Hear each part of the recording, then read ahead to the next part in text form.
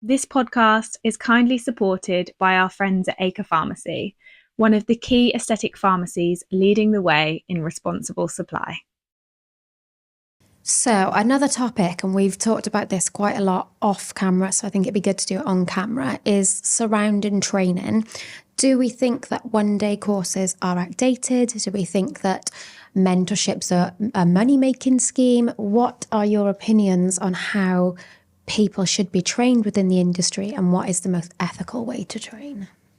And you could even start to bring in the level 7. It's a big question. Was my introduction not enough? It wasn't adequate. It didn't serve So many purpose. training pathways. Please could we talk about the level 7 as well and add that in? Level 7. And level 7. Do you know what? I do think that we need to have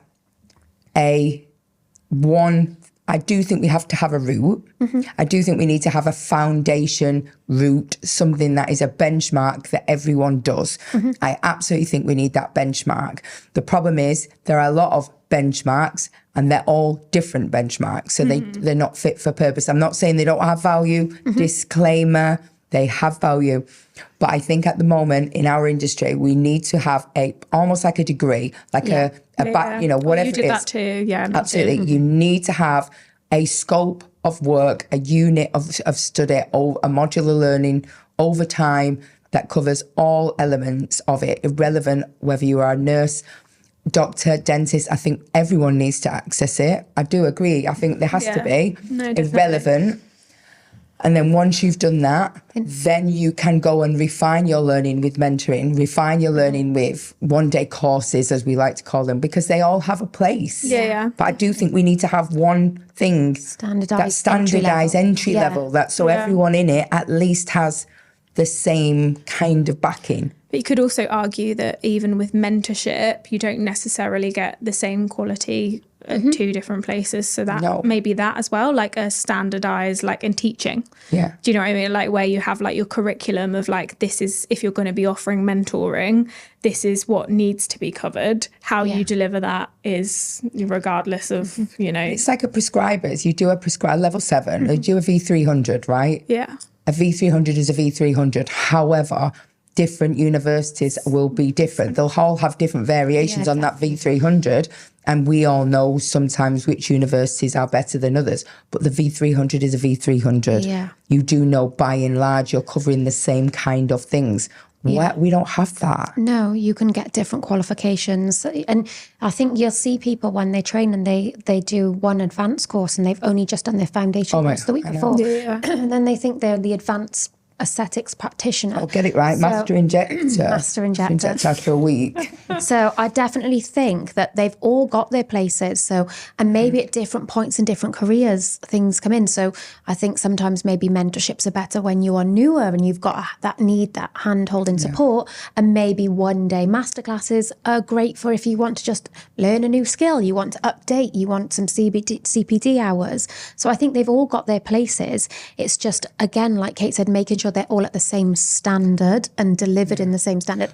But there are mentorships that are for, like, for example, Lee Walker does a mentorship, a modular learning that is designed for people who are established. A nurse, Fiona, who's based up in Scotland, in Glasgow, has put together a modular study with various professionals around the country, which is all about advanced learning, advanced indications, one by one.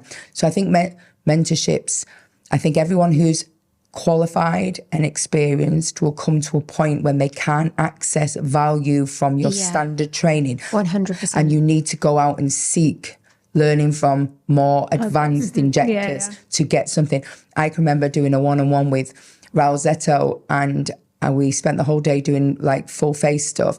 And I remember a lot of that was rehashing what I already know, but I walked away with a handful of little gems and I thought, I like that. I like that approach. I like that assessment. We've probably all done a course as well, an update on an advanced course, and you've walked away and felt like you didn't gain anything. 100%. Yeah, definitely. And I think that's hard and it's disheartening when you leave, because then you think, well, is there any point? Because I've left there and I actually feel like I've saw worse practice than what I do. But do you not think it's about looking for the individual? Yeah, Is it definitely. you? Definitely. Definitely. And I think Yeah, I think with training, advanced training, as you said, you can do mentorships, you can do one-to-one.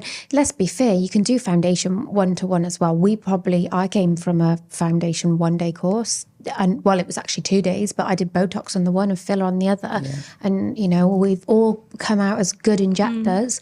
So they've got their place, but I think it depends on the individual and the drive. So for example, before I did my 1-day course, I learnt around Botox. I learned about the anatomy, and so I feel like I was more equipped, and I went away and I joined ACE, and it only just come about then, ACE. And I joined the ACE group, and I sat and read for hours on all the complications and what other people had, because that was my personality and my anxious background. But I think sometimes people, they expect to turn up to a 1-day course and being given everything on a plate and leave a master injector. Yeah. Yeah. And so I think you could probably train people foundation on a 1-day course if they're willing to do the legwork around it. I think that is totally right. I think we've got access, everything new. You know, we're in a great industry where people will publish their findings, share their experiences, and we have to go out and get that evidence and synthesize it for ourselves and organically learn. And I think you're so right. People just don't want to do the legwork. No. They don't want to do that. Yeah, they're happy to sort of like overskill themselves and hide behind the overskill, but they're not the really... overtraining mentality. Yeah, definitely. Because for years, that's all we had in the industry was 1-day courses. And it did work. Yeah. But it worked for people that were willing to put the effort in and take it that it's a 1-day course, and that they will need to do further learning to get to a better quality. Where I think now people want to do a 1-day course and expect to leave, know exactly what they're doing, be a great injector, never have a complication, never pick up a book. You can't physically do that. So maybe those people would be better to more like a mentorship where they are exposed and they have more time with you as a person and they can cover more areas if they aren't the type of person that wants to learn in their own time at home. I mean, look at the people that I, like if I look at who I class as a mentor or a friend or a peer, I guarantee on a weekly basis, one of these individuals, whether it's Gillian, whether it's Lee, whether it's Val, whether it's, you know, we can list them forever. At points, Steve, these people will continuously critique evidence. Yeah. That's all they do. And people go, oh, I wish I could live in their heads and learn so much. You want to jump in someone's head and learn it. Do what they do. Sit there, read. Read, learn, educate be yourself. Autonomous. Yeah. I can remember when I did my masters, you know, when I did my bachelor's, did my postgrad, then when I went and did my masters, I remember the first few weeks moaning continuously, going, are they going to teach us anything? They're going to teach us anything? All we're doing is being told to read around something. I've spent 5 hours reading around a subject and still can't find the answer. And then one of my tutors went, that's the point. And I was like, what? And it was such a big change of learning, that independent learning.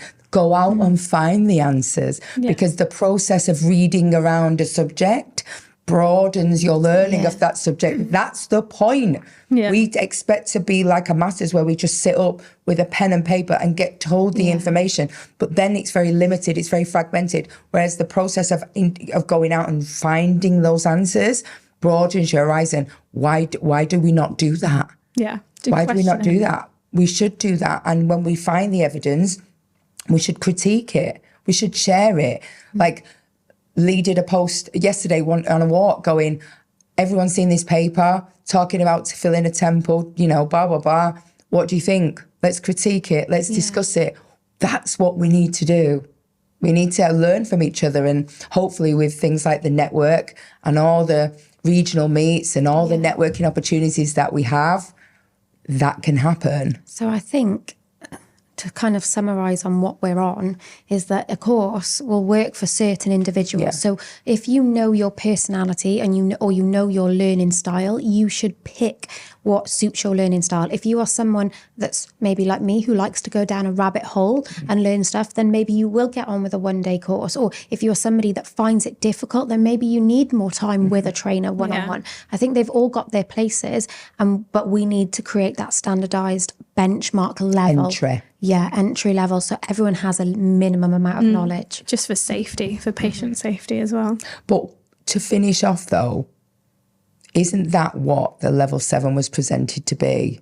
Yeah. And is that what the level 7 is? No. So again, people ask me, I mean, at our last event, 6 people come up to me and said, Are you going to do a level 7? And it's very difficult to answer that because, again, what does that mean? Because the term, again, is being thrown around and they're all so different. So I just think... And at the moment, it's not recognised by anybody. No. So JCCP. So you can do your level 7 and you get your piece of paper. It's a bit like getting married. You get the bit of paper, but nothing will probably change in your life. Yeah. Because at the moment, your injecting will stay the same, your practice will stay the same, but you have a piece of paper that says you're a level 7. But what does that mean? What does it actually change? At the moment, does your insurance ask you if you've got a level 7? No. When you go to do training, do they ask if you've got level 7? No. At the moment, there is nobody policing a level 7, and there's nobody saying you need to have a level 7. I think at the moment, especially with as we've changed politically, I don't think this is going to be an answer we'll have the answer to. I think the way, if someone is listening to this and they're saying, right, girls, you've not helped me whatsoever, you've made me even more confused, because you're basically saying there isn't a route. I think the answer is simple. Yeah. We are in an industry. It is what it is. Let's get over it. But if you are going to access something, do your research, make sure it fit. And if you walk away from it and you have any shadow of a doubt, or if you're not confident, then take the ownership to go out and learn for yourself. Yeah. Be autonomous. Ask the questions.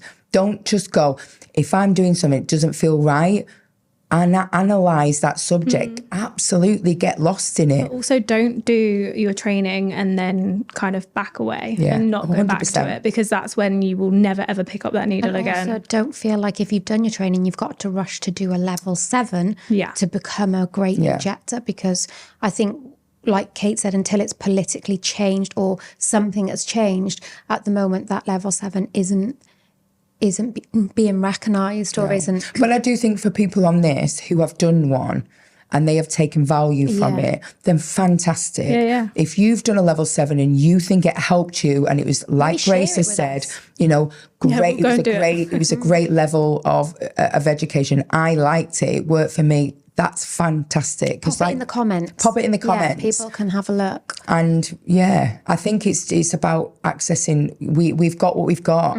That's it. It is what it is. We are unregulated. We can be annoyed about all we want, or we can make the best and regulate ourselves. Yeah. Continue to grow. Continue to grow.